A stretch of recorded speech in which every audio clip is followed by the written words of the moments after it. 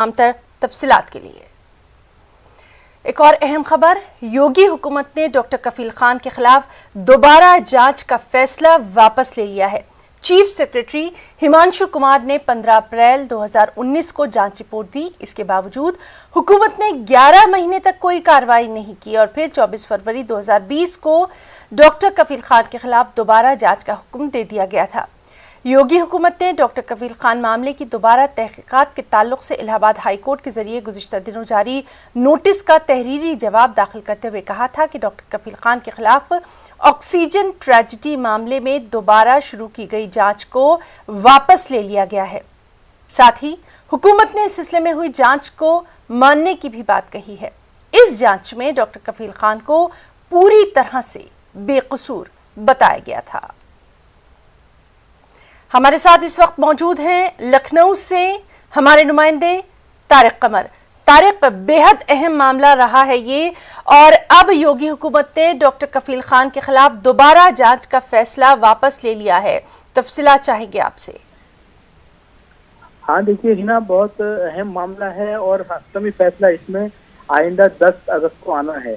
तो जब 10 अगस्त को ये फैसला आएगा तो उस वक्त जाहिर है कि दूसरा ही माहौल होगा, लेकिन फिल वक्त जो सिचुएशन है वो कफील अहमद के फेवर में जाती हुई महसूस होती है। और ये पहली मर्तबा हुआ है कि योगी गवर्नमेंट ने किसी भी अपने स्टेप को पीछे लिया हो, वापस लिया हो। तो देखिए ये बहुत बड़ी कामयाबी से ताबीर किया जा रहा है। हमारी कुछ देर पहले डॉक्टर कफील के भाई अदील अहमद खान से भी बात हुई तो उन्होंने भी कहा है कि हमें पूरी उम्मीद है कि अदालत से हमें इंसाफ मिलेगा और आइंदा 10 अगस्त को यहाँ से आर्डर हो जाएंगे कि जिसकी बुनियाद पर कफील अहमद फिर अपनी ड्यूटी ज्वाइन कर सकेंगे। देखिए बुनियादी बात यही है कि जितने भी लोग थे वो पहले बेकसूर साबित हो चुके हैं। सिर्फ अकेले कफील अहमद के साथ ये सलूक किया गया है कि उन पर बार बार इंक्वायरी बिठाई जाती रही, जबकि ये भी हुआ है कि 7 मार्च 2019 को बाकायदा तौर पर अदालत ने अहकाम जारी किए थे कि 3 महीने में इस इंक्वायरी को पूरी तौर पर मुकम्मल किया जाए। और लेकिन 3 महीने के बावजूद देखिए 2 साल तक उसको खींचा जाता रहा, मुसलसल उनको दूर रखा गया उनके जॉब से। तो ये अपने आप में बहुत अलार्मिंग सिचुएशन जरूर है, लेकिन हाँ अब जो है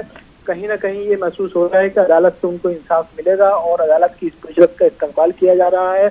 हमने देखा बात भी की कई लोगों से, तो उन्होंने कहा है नहीं, अभी अदालत पर यकीन रखना चाहिए लोगों को और उम्मीद की जानी चाहिए कि 10 अगस्त को जो फैसला आएगा तो वो जाहिर है कफील अहमद की ज्वाइनिंग के तारिक कमर 10 अगस्त को तो जो फैसला आएगा उससे भी हम अपने तमाम नाजरीन को रूबरू करवाएंगे।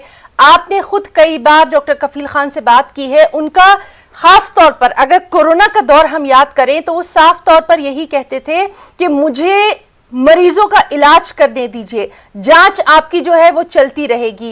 लगातार सिर्फ और सिर्फ वो अपने पेशे को तरजीह देते रहे हैं। कहीं ना कहीं ये बात भी लगातार सामने आती रही है।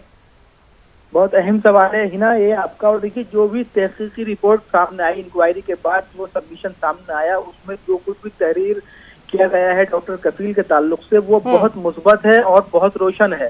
देखिए इंक्वायरी में बाकायदा तौर पर तहरीर किया गया है कि उन्होंने रास्ते में कोशिश की बच्चों को बचाने के लिए, उन्होंने हर मुमकिन कोशिश की अफसरान से बात करने के लिए, ऑक्सीजन की फराहमी की हर मुमकिन कोशिश की, लेकिन उसके बावजूद भी उनको कहीं ना कहीं कसूरवार ठहराया गया और उनको ये तमाम अज़ियतें झेलनी पड़ी। लेकिन जहाँ तक ये आपका सवाल है तो सिर्फ एक मरतबा नहीं कई मरतबा डॉक्टर कफील ने अपने पेशे के मुताल्लिक हमदर्दी का इजहार करते हुए, अपने मतलब फरीजे का इजहार करते हुए बार बार ये मुतालबा किया कि उनको बहाल कम से कम इस नौयत तक कर दिया जाए कि वो अवामी खिदमत कर सकें, कोरोना में लोगों की खिदमत कर सकें, कोरोना मरीजों को मौत के मुंह से निकाल कर उन्हें बचाने में मुआविन साबित हो सके। बार बार उन्होंने मुताबिक तहरीरी तौर पर भी की और ज़बानी तौर पर भी, लेकिन उनको नहीं सुना गया।